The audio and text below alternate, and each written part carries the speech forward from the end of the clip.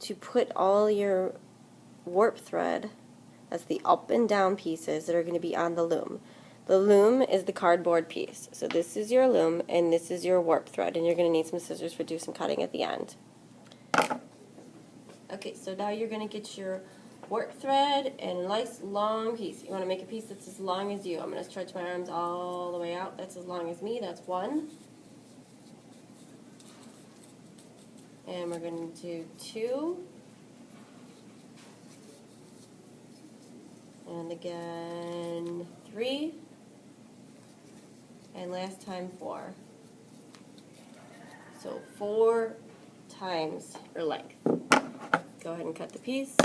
That big long piece you're going to use, try not to tangle it, and you're going to be using that for your warp thread.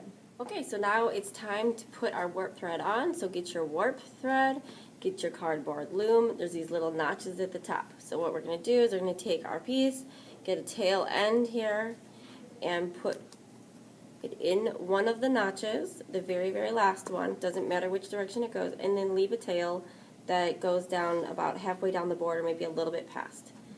Okay, so now you're going to bring the warp thread across the board, and you're going to keep rotating it around. Keep that tail out of the way.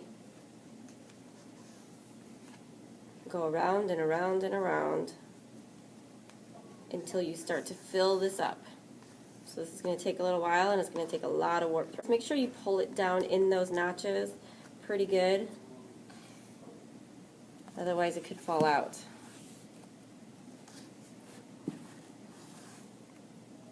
Okay, and keep on going with that. Okay, so I've been wrapping the warp thread. Make sure that you pull it tight. You want to make sure that these are not too loose. If I can pull them out too much, that's going to be a problem. So keep going. I have a few more left.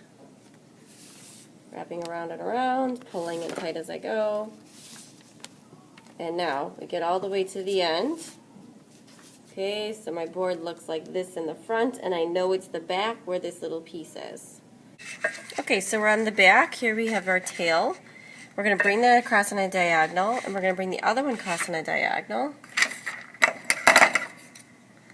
If it's still too long, cut a little bit off, and you're going to take these two pieces and you're going to tie a knot.